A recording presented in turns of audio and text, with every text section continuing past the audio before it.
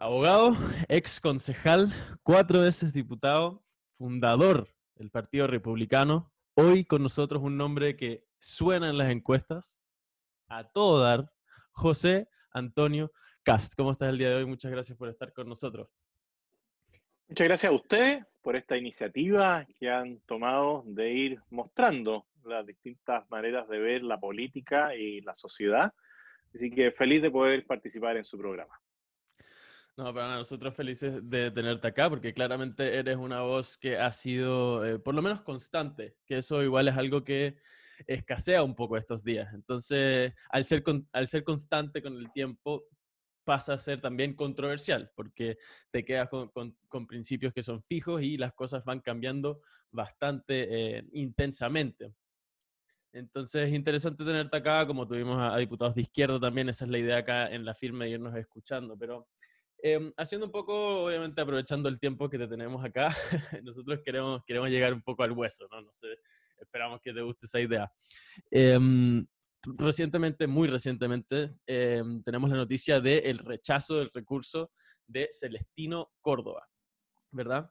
Y este caso, esta noticia, sumada a la quema de camiones y episodios esporádicos a lo largo de la historia de Chile de violencia en la región de la Araucanía, que por supuesto tienen su intensidad, traen a colación la pregunta de cómo se va a ver este desenlace del conflicto chileno-mapuche.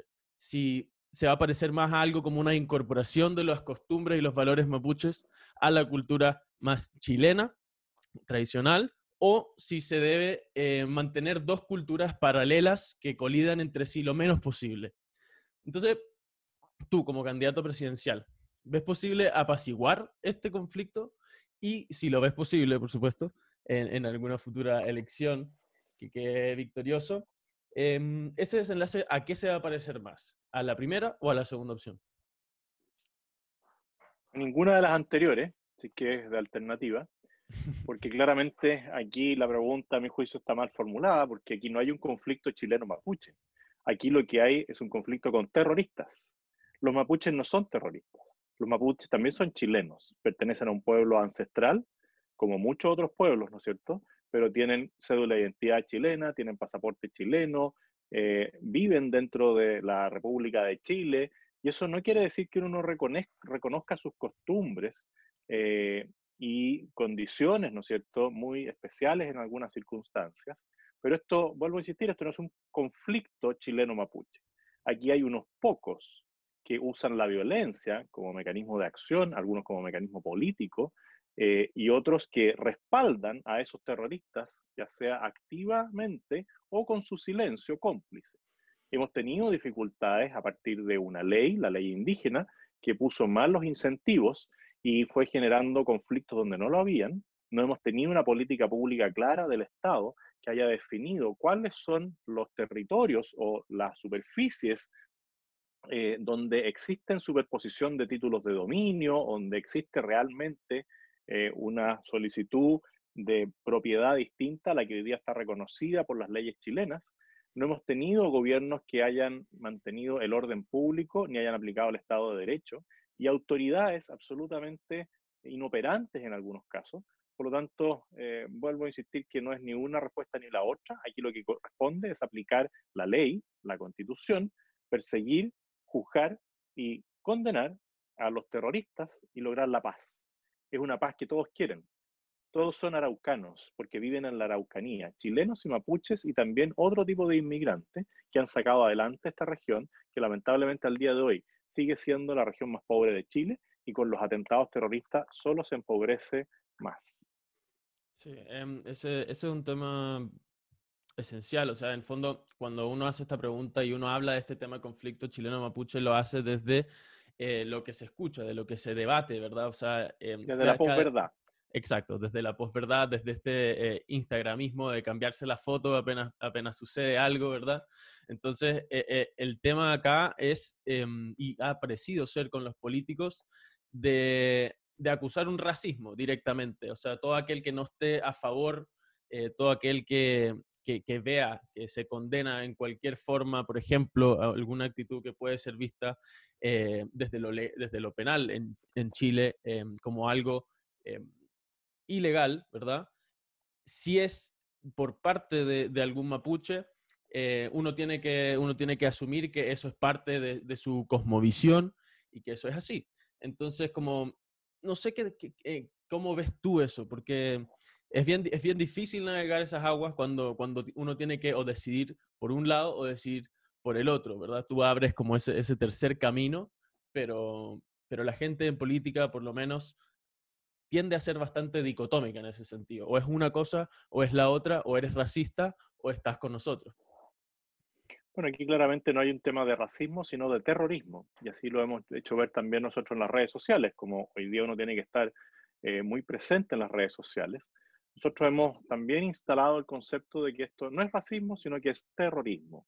Y cuando uno acusa a alguien de racista, bueno, ¿de qué acusan entonces a Aniceto Norín? ¿De ser racista? Y en base a esas acusaciones le queman una ruca educativa que tenía, le queman su maquinaria, lo amenazan de muerte. Él es un lonco mapuche. En ese mismo concepto de racismo, ¿quién se ha hecho cargo del asesinato del hijo de Osvaldo Antilef? Nadie. Lo mataron delante de él, delante de su familia. Casi lo matan a él y a su esposa. Entonces, aquí es muy fácil vestirse con banderas, con causas, con ropaje ajeno, siendo que aquí lo que hacen todas esas personas que tú señalas como los que se dedican al instagramismo y ponen la bandera mapuche, que no es la bandera ancestral, porque digámoslo, tampoco es una bandera que venga de los orígenes, ¿no es cierto?, del pueblo mapuche, sino que fue una bandera creada con el tiempo, que tomó varios símbolos, pero que no es la bandera que usaba ni Lautaro ni Caupolicán. Entonces, aquí hay que ir aclarando los conceptos, porque al inicio tú decías, bueno, como tú eres constante y mantienes una línea, no, yo soy quizás políticamente incorrecto, y es creo que algo que hay que reivindicar, porque no porque muchas personas pongan la bandera mapuche en sus Instagram, con eso se convierten automáticamente en defensores de insisto, un pueblo ancestral. ¿Quién defiende a los Luxinger Macay?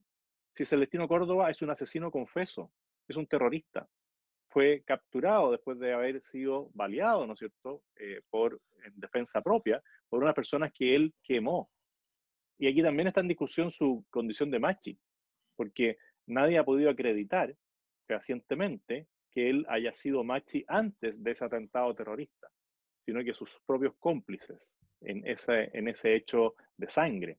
Por lo tanto, yo valoro la resolución de la Corte Suprema y creo que el gobierno cae en un error cuando trata de entrar a negociar con terroristas. Con el terrorismo no se negocia.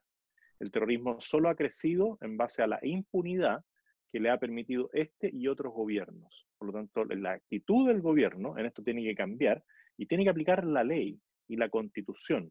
Y también debería replantearse la suscripción del acuerdo 169 que hoy día rige en Chile.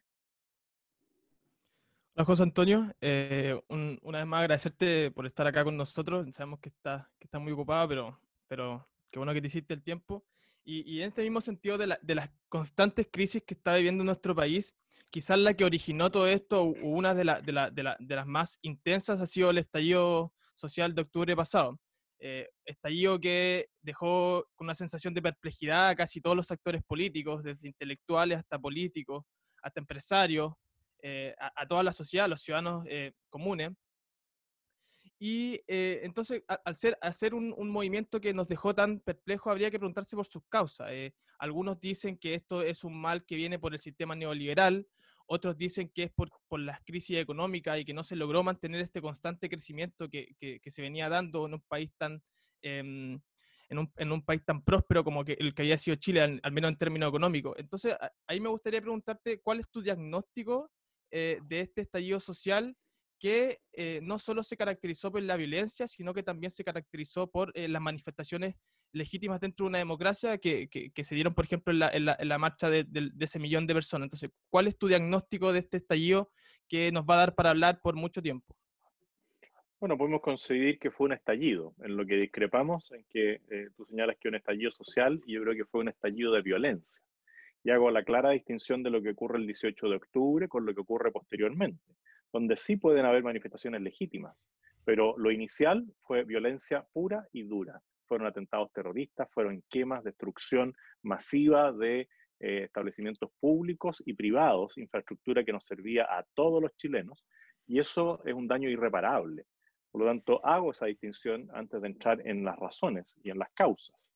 Aquí claramente esto obedece a algo que venía planificándose hace, a mi juicio, bastante tiempo, y que se ocupó como excusa la alza del transporte público, pero que lo más probable es que hubiese ocurrido igual para la cumbre de la APEC, donde yo creo que estaba preparado, ¿no es cierto?, para generar una manifestación violenta como la que vimos, que iba a ocurrir de todas maneras. Esto se adelantó. Y era bastante previsible que venía un movimiento de izquierda preparando un evento violento, porque si nosotros analizamos en el tiempo lo que ocurrió en algunos liceos emblemáticos, como el Instituto Nacional, si vemos lo que ocurría con el concepto de la evasión, mucho antes de los 30 pesos, que ya habían ensayos error y esto se había reporteado, si vemos lo que había aumentado el concepto del anarquismo, si vemos cómo había aumentado el tema del narcotráfico y lugares donde no podían entrar las fuerzas policiales, si vemos lo que ocurría con la escalada de terrorismo en la Araucanía, bueno, era sumar 2 más 2 y te iba a dar un resultado evidente. Y es algo que al menos yo dije el 18 de octubre, en un video, cuando estaba recorriendo Chile y estaba en La Serena, y le señalo al presidente que a mi juicio debería declarar el estado de emergencia ese mismo 18 de octubre al mediodía. Y el gobierno llegó tarde. Y además pensaron que no iba a ocurrir nada. Esto no prendió. Claramente prendió en un camino de manifestaciones sociales masivas, pero que no por eso dejaron de ser menos violentas, porque la manifestación social masiva, pacífica, era la cobertura perfecta para los narcotraficantes, para los anarquistas, para los delincuentes y para los políticos muy ideologizados, que vieron aquí una manera de derrocar un gobierno legítimamente electo. Aquí la izquierda utilizó estas movilizaciones sociales para tratar de derribar al gobierno de Sebastián Piñera, que fue electo democráticamente y que fue perdiendo adhesión, pero esa adhesión no se fue a la izquierda. Aquí muchos dicen, no, la gente despertó y lo único que quieren es cambiar el estilo o las políticas públicas. No, si alguien le pregunta a la mayoría de las personas que fueron a manifestarse si quieren ir por el camino de Venezuela o por el camino que lleva a Bolivia o por el camino que lleva a Argentina o por el camino que lleva a Ecuador, van a decir, no, yo no quiero eso. Yo quiero que las cosas se empiecen a hacer bien y que se acaben ciertas situaciones que yo considero abusos. Lo decían las personas, yo también. Si yo cada vez que circulo por las autopistas concesionadas y me suena el ruido del TAC y no me muevo, bueno, digo, aquí alguien está haciendo las cosas mal porque yo estoy pagando por un servicio y aunque fuera caro, bueno, si me lleva en tiempo oportuno al lugar donde yo voy, bueno, lo pienso si lo pago o no lo pago. Pero aquí no me lleva en tiempo oportuno, es un exceso de cobro, exceso de multa y nadie hace nada por cambiarlo. Y si yo veo el tema de las ISAPRE, bueno, claro, la gente está molesta, pero cada vez que alguien cae de ISAPRE a FONASA, lo único que quiere es volver a ISAPRE. Entonces, ¿hay que modificar el sistema? Sí, hay que intervenir. Mañalich trató de intervenirlo en el primer gobierno de Sebastián Piñera. ¿Y quién se opuso a la izquierda? Bueno, en el tema de la AFP, hay que hacerle mejoras, sí, pero hay que demoler el sistema, hay que irse al fondo de reparto que le gusta a Navarro, a Yasna Proboste, o que utilizó o mal utilizó Miriam Olate, la ex señora de Andrade, que es un sistema de reparto. Vamos a volver al mismo sistema de reparto que a la mayoría de los chilenos no le entregaba ni un peso en los años 70, porque o no llegaban a la edad de jubilación porque se morían antes, o bien los obreros que llegaban no tenían las estampillas en sus libretitas y esos recursos quedaban para aquellos que sí tenían cajas de compensación o cajas de algún tipo que habían logrado a través del lobby parlamentario hacer algo que para ellos era beneficioso, pero para la mayoría de la ciudadanía era muy perjudicial, porque el sistema de reparto al final perjudica a las personas que hacen sus ahorros de manera permanente y creen que el sistema político les va a repartir justamente los fondos, pero finalmente favorece a sus amigos y no a aquellos que hicieron su aporte. Entonces, aquí tuvimos una situación crítica y la tenemos todavía latente, sí. ¿Y dónde se origina esto? Sobre todo, principalmente en el segundo gobierno de Michelle Bachelet, porque Chile venía en un crecimiento bastante constante, bajando, ¿no es cierto?, se mantenía, pero venía subiendo en los gobiernos de Elwin, en los gobiernos de Frey, en los gobiernos de Lago, incluso en el primer gobierno de Bachelet y en el primer gobierno de Piñera. Pero el impuestazo de Michelle Bachelet, los cambios de las reglas, las concesiones, los cambios en las materias de educación, generaron un deterioro económico tan grande que fue reforzado por el aumento excesivo de los impuestos, que hizo que todo el progreso se detuviera. Y cuando se Sí, detiene, los primeros afectados son las personas más vulnerables. sí. Y eso genera malestar.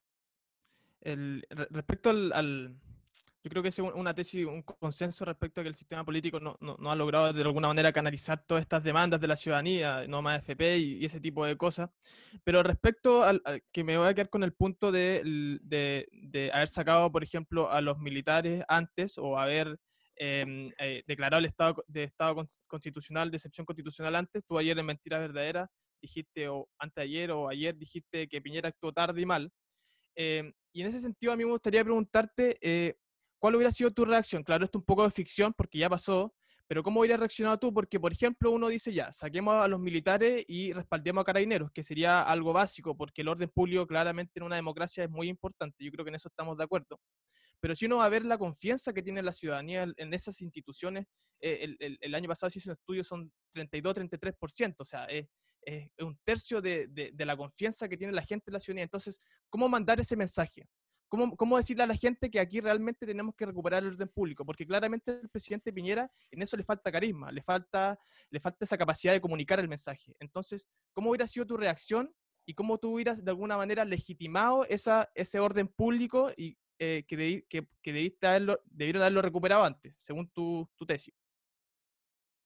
Bueno, primero decir que si yo hubiese sido presidente, lo más probable es que no hubiésemos llegado a un 18 de octubre, porque yo habría enfrentado mucho antes el tema de las autopistas, el tema de las ISAPRE y el tema de las AFP, porque yo sí defiendo el sistema de las AFP. Si aquí este concepto de no más AFP fue un concepto que instalaron unos pocos y que se fue haciendo más masivo, porque la gente nunca tuvo información, nunca tuvo conocimiento acabado de lo que significaba que su ahorro estuviera en una libreta personal, individual, y que se hubiese multiplicado por 3 lo que él aportó.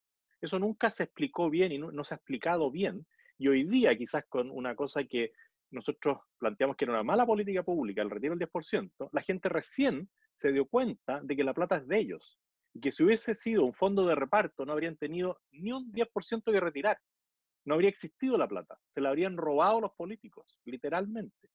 Y después, y por lo tanto, la situación de crisis no habría sido tal, porque si yo hubiese asumido la presidencia, habría cumplido con mi programa de gobierno, que es un compromiso que uno asume con la ciudadanía. Pero el gobierno de Sebastián Piñera lamentablemente no cumplió con la baja de impuestos, no cumplió para combatir el nepotismo, no cumplió achicando el gobierno, no cumplió en el combate contra el terrorismo y el narcotráfico. Entonces, la cantidad de promesas incumplidas fueron haciendo que el gobierno perdiera adhesión popular día tras día, mes por mes, año por año, y llegó a una aprobación cercana al 15, 18%, ¿no es cierto? Incluso bajó más después. Y si nosotros comparamos, además, en lo que tú señalas de la adhesión o el reconocimiento que tienen las Fuerzas Armadas y policías, ¿no es cierto?, chilenas, bueno, un 30% es 10 veces más que el prestigio que tienen los políticos. Si los políticos están cayéndose del gráfico, lo mismo que la justicia. Entonces, cuando hacemos comparación en porcentajes de reconocimiento de la opinión pública, Carabineros sigue teniendo 10 veces más prestigio que los políticos que se aprovecharon de esta situación y son como aquellos camaleones que cambian de color y siempre siguen igual. Están ahí como una lagartija tomando sol y beneficiándose de los recursos de todos los chilenos y abusando del poder. Y ahí tenemos el ejemplo de Hugo Gutiérrez, ¿ah? Que abusa de su poder, es un tipo prepotente, ¿no es cierto? Y se dice defensor del pueblo. Entonces, la manera de actuar en una situación ya de crisis es actuar oportunamente, tomando las decisiones antes de que se generen los atentados terroristas al metro y antes de que se quemen edificios. Y eso se hace tomando decisiones con carácter y convicción tempranamente. El gobierno lo podría haber hecho, yo lo planteé a las 12 del día, pero el asalto y el derribamiento de las rejas de la estación Santa Ana del metro ocurrió en la mañana por jóvenes, no por la ciudadanía. No fue la ciudadanía la que llegó ahí a voltear las rejas, fueron jóvenes estudiantes coordinados y organizados para generar caos.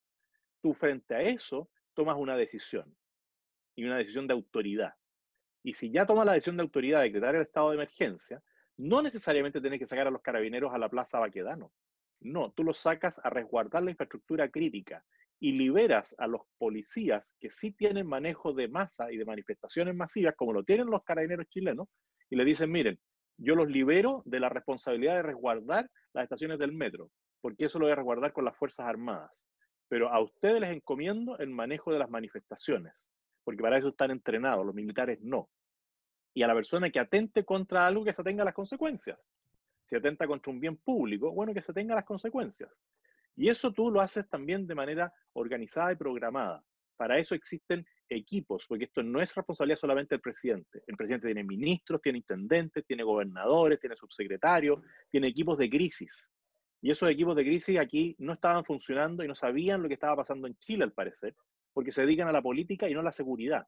Entonces nosotros también planteamos en el programa de gobierno hacer todos los lunes reunión de seguridad, no reunión de comité político, que no sirve de nada. El comité político lo pueden hacer los martes, los miércoles, el jueves, el día que quieran, en el Congreso, y no necesariamente hay que hacerlo en La Moneda. ¿Por qué lo hacen en La Moneda? Porque a los políticos les gusta ver todas las cámaras juntas a la salida y hacer un punto de prensa. Y a eso se dedican, a aparecer en la prensa y no hacer la pega. Y la pega se hace con personas especializadas en cada área. Entonces, a eso me refería yo, en Mentiras Verdaderas, de que uno tiene que actuar oportunamente y con medidas eficaces. Y aquí se actuó de manera poco oportuna, porque se hizo 2 días después, y con medidas ineficaces. Porque, ¿qué sentido tiene tener militares en la plaza de Baquedano cuando hay 50.000 personas? Si uno tiene claro que el militar no puede disparar. Para eso tú tienes los equipos de carabineros que pueden usar el lanzaguas, pueden usar el lanzagases y eventualmente pueden usar la escopeta antidisturbios. Y ahí decir que claramente la sociedad se ha puesto de acuerdo en entregarle el uso de la fuerza a una agrupación que es Carabineros de Chile, porque aquí 10 carabineros no pueden controlar a 1.000 manifestantes mano a mano.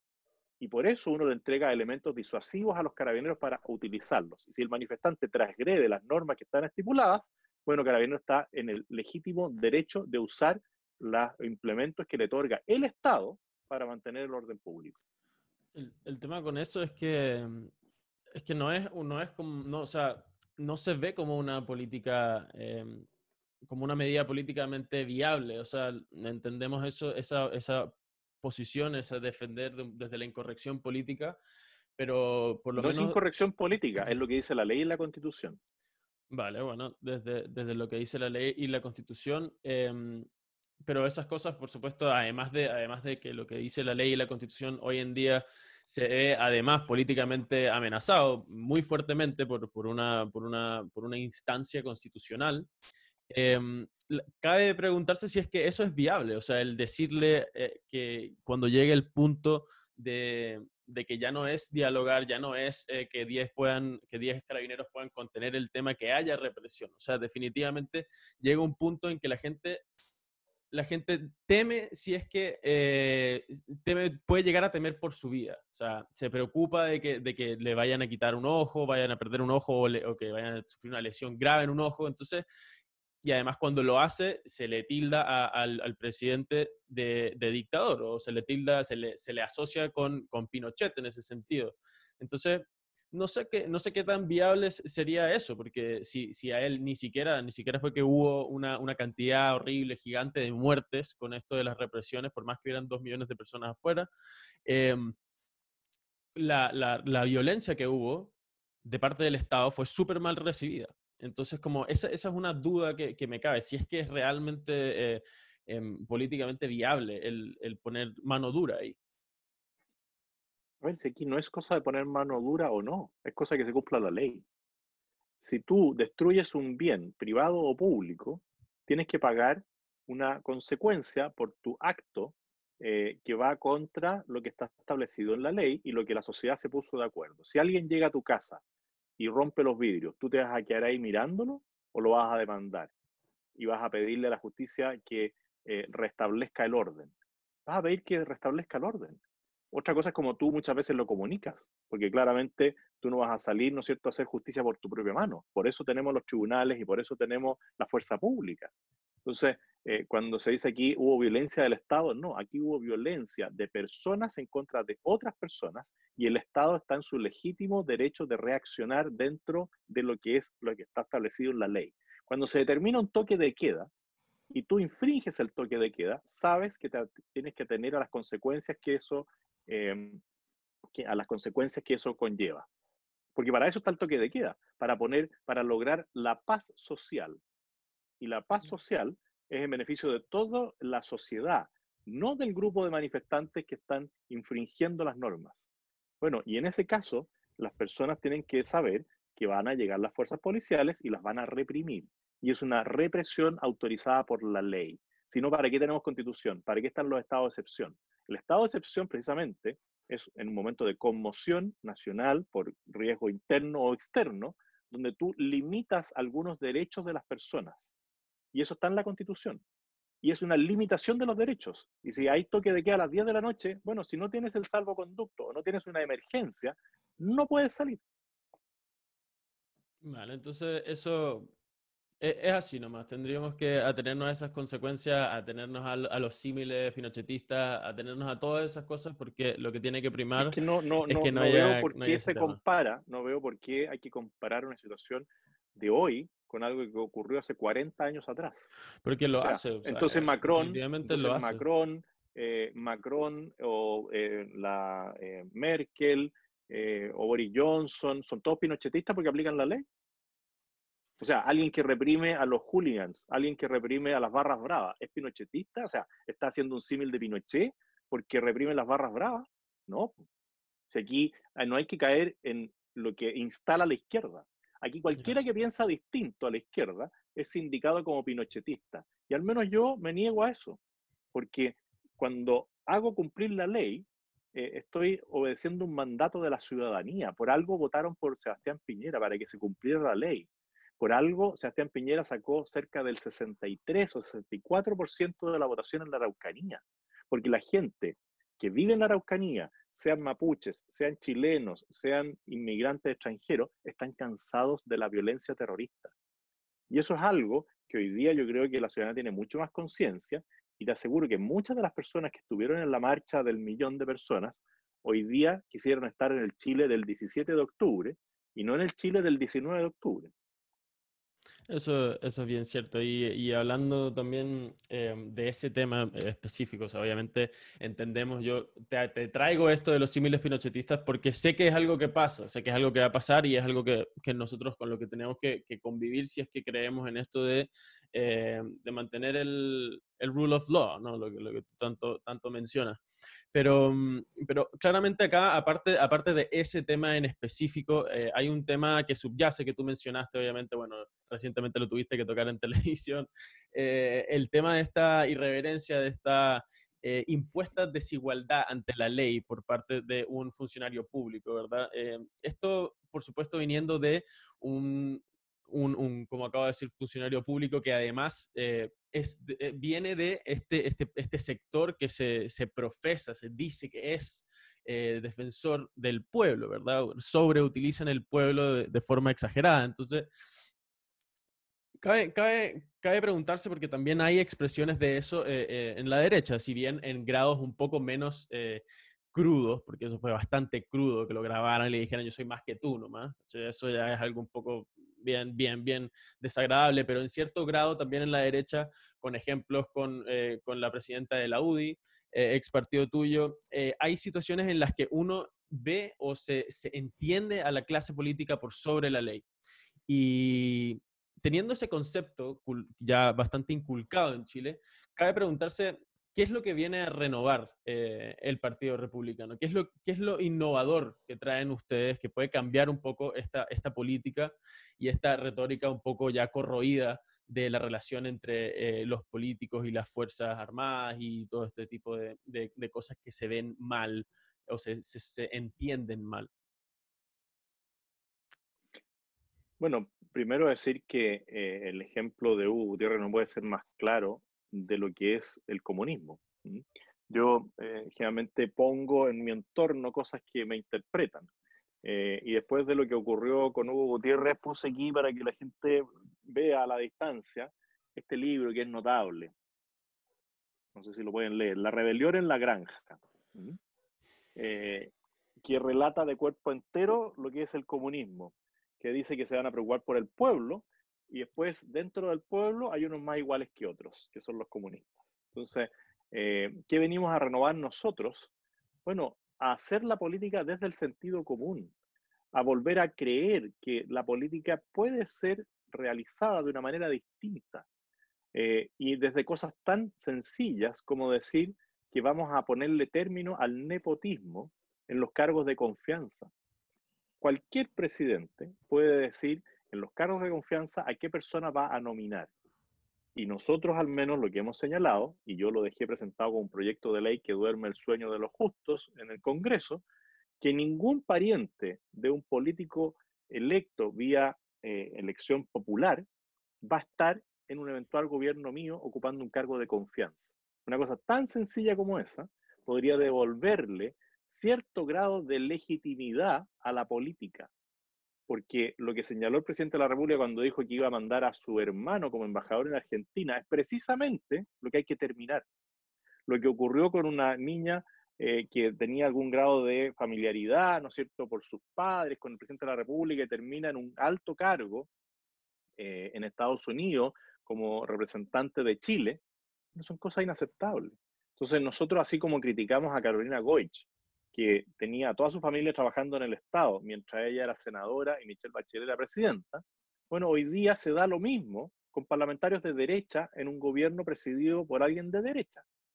Cosas como esa hay que enfrentarlas. Y muchos de esos abusos que están ahí y que todos los vemos y que no se hace nada. Se crea el servicio civil, se crea la alta dirección pública, bueno, pero pareciera ser que para los parientes eso no ocurre. Entonces, partamos con ese tipo de cosas. Partamos reconociendo que en el Estado se paga a falsos exonerados. Partamos reconociendo de que el aparato del Estado hoy día tiene cerca de 30.000, algunos hablan hasta de 100.000 personas que no hacen nada por mejorarle la calidad de vida a las otras personas. Y cuando empecemos a enfrentar ese tipo de situaciones, bueno, la gente puede llegar a creer nuevamente de que la política también se puede hacer bien. Y de ahí para adelante, bueno, hay muchas cosas que desde el sentido común tú puedes enfrentar. Puedes enfrentar el tema del Transantiago, puedes enfrentar el tema de los trenes de acercamiento, puedes enfrentar el tema de la ciencia y la tecnología. Bueno, todo parte desde el sentido común, de decir, oiga, ¿por qué esto nunca se ha hecho?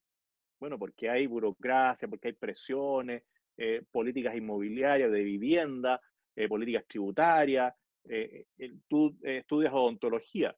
Bueno, ¿por qué no tenemos un plan que se haya mejorado desde el tema de un proyecto inicial que quizás no se ejecutó de manera perfecta, pero que se llamaba Sonrisa de Mujer? ¿Qué más importante para una persona que su dentadura? Si la dentadura es como tu carta de presentación. Bueno, y sigue ahí Sí, y nadie hace nada. Entonces, ese tipo de sí, cosas prácticas, tú podrías empezar a hacerlo. Tenemos una corporación de asistencia judicial, ya que Jorge está estudiando Derecho, ¿no es cierto? Bueno, la gente, ¿qué opinión tiene de las corporaciones de asistencia judicial?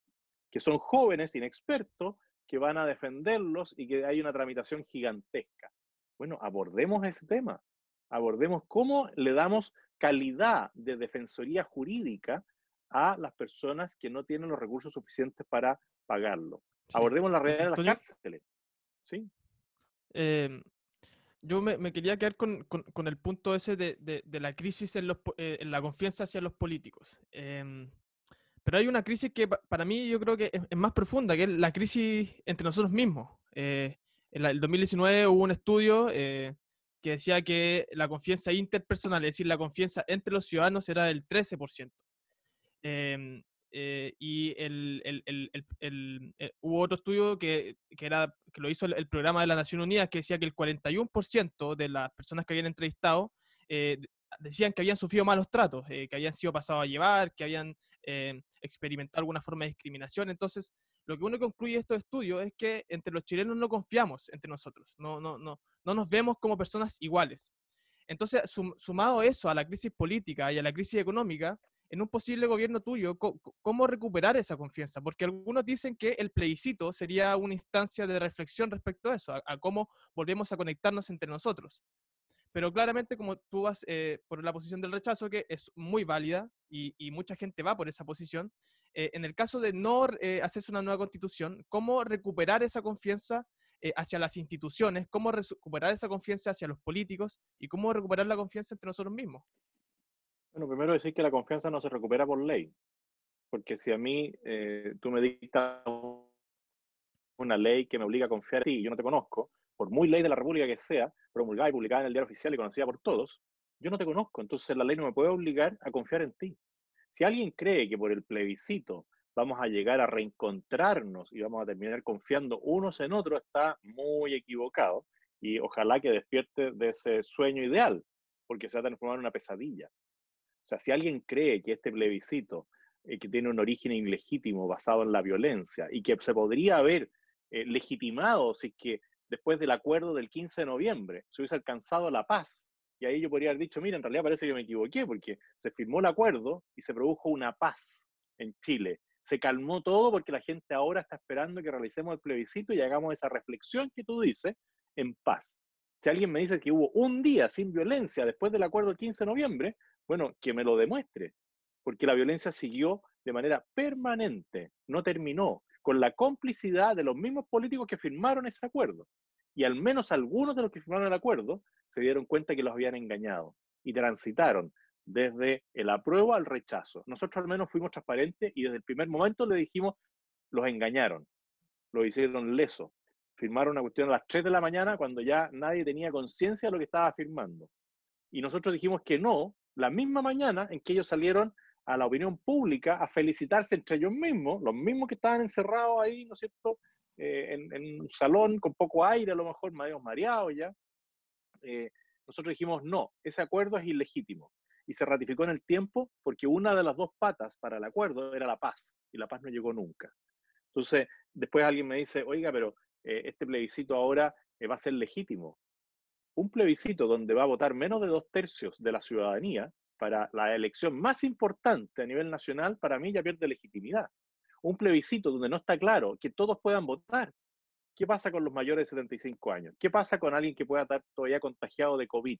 ¿Qué pasa con las personas que están en comunas que son atacadas permanentemente por el terrorismo? ¿Se les va a garantizar el derecho a voto? ¿Qué pasa si es que no sucede lo mismo que sucedió en República Dominicana, que es lo que está pasando hoy día en Nueva Zelanda, donde autoridades con sentido común están diciendo, ¿saben qué más? Aquí no vamos a poder realizar las elecciones porque tenemos rebrotes. En República Dominicana no tuvieron sentido común y el nivel de contagios aumentó después de la elección presidencial que tuvieron. Entonces, para nosotros este es un plebiscito que tiene doble ilegitimidad, lo hemos planteado como un plebiscito de la muerte, no solamente por la muerte física eventual de una persona que se puede contagiar, ¿no es cierto?, sino por la muerte del desarrollo y el progreso de Chile. ¿Alguien cree que si se aprueba el plebiscito y incluso se dicta una nueva constitución, Chile va a ser una república paradisiaca después de eso? ¿Alguien cree que si tenemos una discusión constitucional de 2 años, donde no hay claridad de el derecho a propiedad, donde no hay claridad de la libertad de expresión, de la libertad de reunión, de la libertad de enseñanza, la libertad de culto, alguien va a venir a invertir a Chile? O sea, si no hay certeza de que las concesiones mineras van a seguir como están y que las personas que vengan a invertir a Chile no van a recuperar ni siquiera la inversión, ¿alguien vendría? O sea, yo te pongo en el caso personal. Si tú tuvieras que dirigir, porque me tocó para el plebiscito preguntarle a abogados, ¿qué le recomendarías tú a una empresa internacional que quiere venir a Chile a invertir? Hoy día, en esta situación, todos los abogados responsables hacen informes en derecho que le señalan que no le pueden garantizar nada, porque la Constitución va a quedar pendiente en el aire por 2 años. Y vamos a tener un Congreso electo en noviembre y una Asamblea Constituyente eventualmente electa en abril del próximo año. O sea, 2 organismos legisladores en paralelo, donde todo lo que legislen en el Congreso puede quedar anulado por lo que haga la Asamblea Constituyente. Bueno, frente a esa realidad, que es la incertidumbre, un país puede fracasar completamente y eso es lo que a la izquierda le da lo mismo. Si a la izquierda le da lo mismo vivir en Chile o en Venezuela, porque ellos van a estar en el poder. Pero preguntémosle a los venezolanos si les da lo mismo quién los dirige. Y no les da lo mismo. Lo que pasa es que ya han perdido la esperanza. Están en una desesperanza de que nadie va a poder liberarlos del narcodictador Maduro. Y ahí la gente deja de levantar la voz. porque ya son dominados completamente por el totalitarismo. Y eso puede durar 30, 40 o 50 años o más, como ha durado en Cuba. Sí, bueno, yo te digo de cerca, igual entiendo esa crítica, por supuesto. O sea, yo por lo menos, bueno, yo soy venezolano, yo nací en Caracas y, y se puede ver bastante similar esta sencillez, esta volatilidad de las ideas de las personas que están impulsando bastante la prueba. De hecho, uno puede llegar a ser escéptico por lo fácil, lo sencillo que estas personas toman o adoptan una idea. Jacob Rees-Mogg, que es un parlamentario inglés, le hacían una crítica a unas personas de izquierda porque no había tomado una decisión lo suficientemente rápido y él decía, solamente un socialista podría tomar una decisión en 5 minutos que respecte al país, ¿verdad? Entonces, desde ese punto de vista de derecha es bastante claro que da miedo caer en una situación como la venezolana, pero también acá se ve un tema de legitimidad de la Constitución, por supuesto le pesa bastante ¿Por esa qué? ¿Cómo? ¿Por qué habría un problema de legitimidad? Ay, o sea, entendiendo un problema como algo que presentan las personas en un diálogo, ¿verdad? Que no necesariamente se condice con lo que piensa uno, ¿verdad? Eso se explica cuando tú me dices por qué. Tú me dices por qué hay un problema y yo te digo que el problema que hay es que se discute y se dice de la Constitución que no es legítima por la forma en la que llegó a imponerse. Entonces, de esa forma, Curiosamente, sí, pero curiosamente, para aclarar el punto, vale, esta vale. constitución fue plebiscitada en el año 80 y uno podría discutir el plebiscito del año 80, pero también fue plebiscitada el año 89 y también fue modificada de manera importante el año 2005 y todos los diputados y senadores y líderes políticos que hoy día están dirigiendo el país están en sus cargos gracias a esta constitución, porque en Chile el gobierno militar entregó un país a la democracia, a diferencia de lo que ha ocurrido en todas las dictaduras de izquierda, donde ni un dictador de izquierda ha entregado el poder, salvo cuando muere por causas naturales. Sí, pero entiendo que Lo que pasa es que, a ver, los yo por políticos... qué aclaro las cosas, porque si no No, sí, queda está bien. instalado en la conversación que algo es ilegítimo cuando no necesariamente es ilegítimo. Entonces, yo no es que esté enojado contigo, sino que No. lo que hago es aclarar ciertos conceptos para que no queden como ahí dando vuelta, que la constitución es ilegítima. No, uno puede discutir si hay que cambiar la constitución o no, pero el argumento de decir que esta es una constitución ilegítima, eh, cuando uno habla con la razón y no con la pasión, tiene que descartarlo, porque las mismas personas que dicen que es ilegítima han ocupado esta misma constitución para llegar a sus cargos y esta misma constitución es la que nos ha permitido enfrentar la pandemia, temas tributarios, temas de Mm. precios, etcétera. Sí, entiendo bien que tú estás viéndolo, por supuesto, desde el punto de vista de los políticos que están impulsando esta idea de la ilegitimidad, ¿verdad? Pero yo no me estoy restringiendo exclusivamente a eso, me estoy restringiendo y estoy haciendo alusión a las personas que fueron a manifestarse de forma pacífica, que Habría que irrelevante. preguntarles a esas personas cuántas de ellas han leído más de 3 artículos de la Constitución actual y preguntarle a esas mismas personas cuál artículo ellos modificarían primero, cuál segundo y cuál tercero. Si yo te preguntara a ti, o más bien a Jorge, que es el abogado, yo le dijera, a ver, Jorge, ¿cuál de los artículos sería el primero que hay que modificar y cómo hay que modificarlo? Lo más probable es que me diga, mira, dame unos minutos para ver, porque yo no soy socialista y no voy a tomar la decisión en 5 minutos. Sí, no, pero yo estoy yendo un poco porque, a ver, estoy siendo abogado del diablo en el sentido que tenemos que escuchar, ¿verdad? O sea, se dan estas protestas se hace esta conmoción. ¿Por qué? Porque en cierto grado se escucha también hay un desacuerdo con lo que pasó, ¿verdad?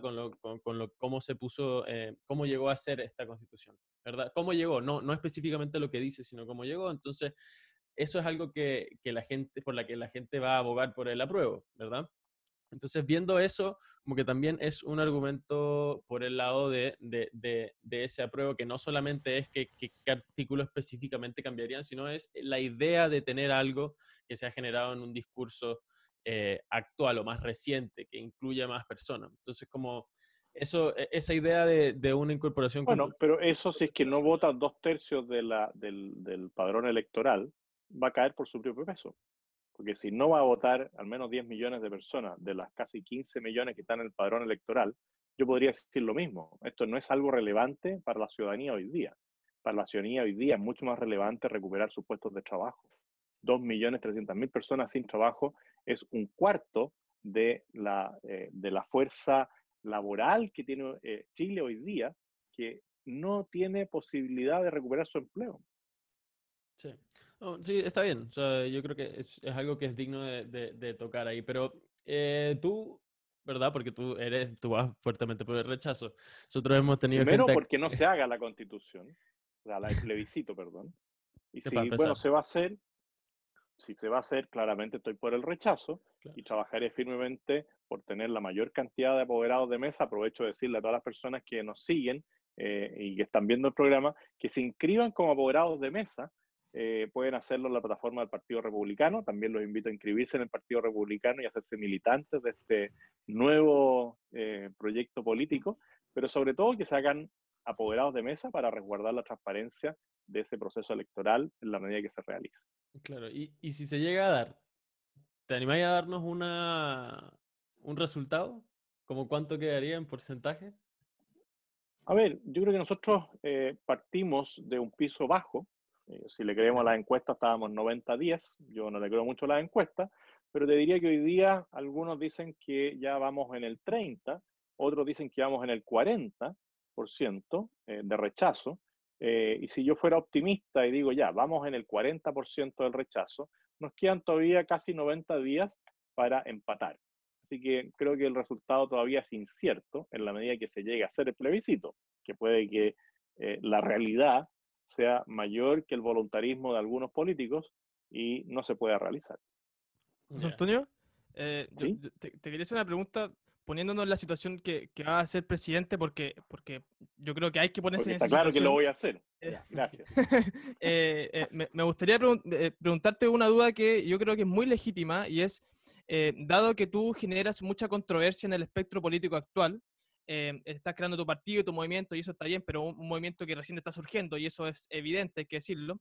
eh, si llegas a gobernar, dado que generas esta polémica con muchos parlamentarios que muchos no te tienen buena, ¿con qué coalición vas a gobernar? ¿Con qué partidos? ¿Tú crees que la UDI, RN y los partidos de la derecha que han gobernado con Piñera se van a sumar a tu gobierno? ¿Cómo ves esa distribución o equilibrio del poder respecto a tu gobierno?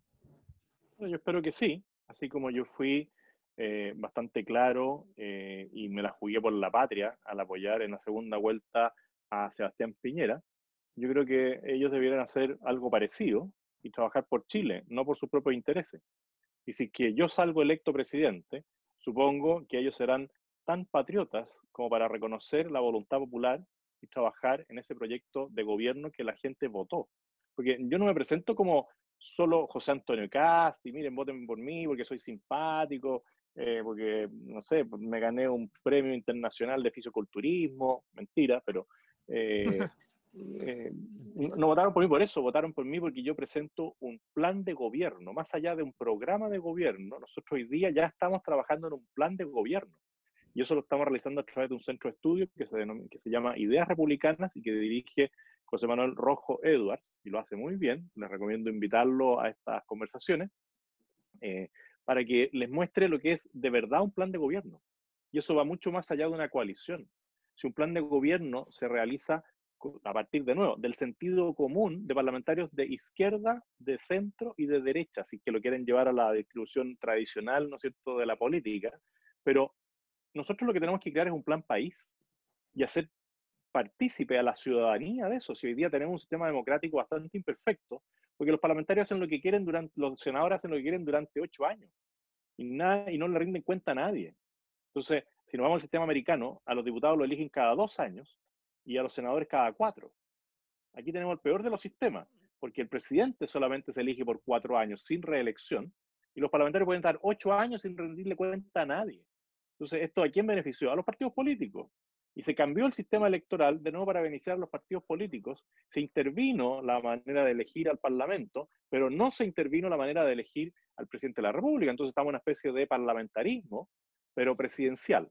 Una cosa insólita. Y ahí también decir que el presidente tiene bastante más facultades hoy día todavía, como para verse restringido en todo por el Parlamento, aplicando las leyes actuales. Y eso es algo que yo sí tendría el carácter suficiente para hacer y que lamentablemente nuestro presidente hoy no lo tiene. Bueno, ahí fuertes palabras, el presidente hoy no lo tiene, Pero lo he algo dicho que suena, siempre. y suena en todos lados además, es No, pero lo he lamentable, dicho siempre. Yo he dicho pero que este gobierno se terminó el 15 de noviembre, cuando el presidente entrega la constitución a una reforma vía asamblea constituyente, que además han demostrado en todos los países, y tú eres testigo de eso, que Venezuela, que ha modificado su constitución como 23 veces, claramente está en una situación mucho más deteriorada de lo que nosotros estamos en Chile.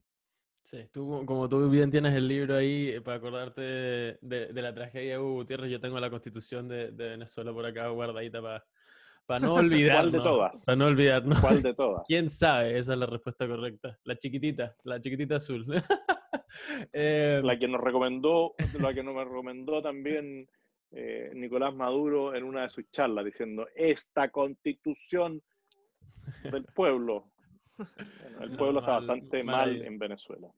Sí, está bastante grave, pero bueno, nosotros obviamente tenemos la esperanza de que pase lo que pase, vaya para mejor, termine siendo para mejor acá en Chile. Nosotros partiendo del presupuesto de la idea de que tú vayas a salir como presidente, una idea que nos gustaría es como accountability, esta rendición de cuentas que repites bastante, es algo que nos suena muy bien, viene también de la boca del ministro Briones. Es un concepto que con nosotros de verdad impulsamos, nos interesa bastante porque si no es algo transparente, no es, en nuestra opinión. Entonces, acá por lo mismo, les recordamos a todos que la idea acá es, por supuesto, escuchar las ideas contrastantes. Eso fue un poco la idea acá de sentarnos a hablar contigo e intentar ver cómo reaccionarías tú a algunas posiciones de izquierda y algunas de derecha. Y bueno, obviamente que darte las gracias de que estés acá sentado con nosotros. Nosotros generalmente hacemos esa última pregunta de a quién nominarías como para que se siente a hablar con nosotros, pero parece que te adelantaste, ya nos diste una recomendación. Bueno, yo creo que el Rojo Edwards es un gran invitado y además les puede explicar muy bien qué pensamos nosotros de un futuro plan de gobierno. Perfecto, entonces queda ahí ya el nominado y a nosotros no nos queda más que darte enormes gracias por darte un rato acá para conversar. Yo fui Ricardo García, acá sentado con Jorge Castillo y tuvimos la suerte de entrevistar y conversar un rato con José Antonio Cast. No olviden dejar sus comentarios, sus opiniones contrastantes o colindantes. La idea es que promovamos este diálogo de ambos lados. Muchas gracias a todos por escucharnos y que estén súper bien donde sea y cuando sea que les llegue este video.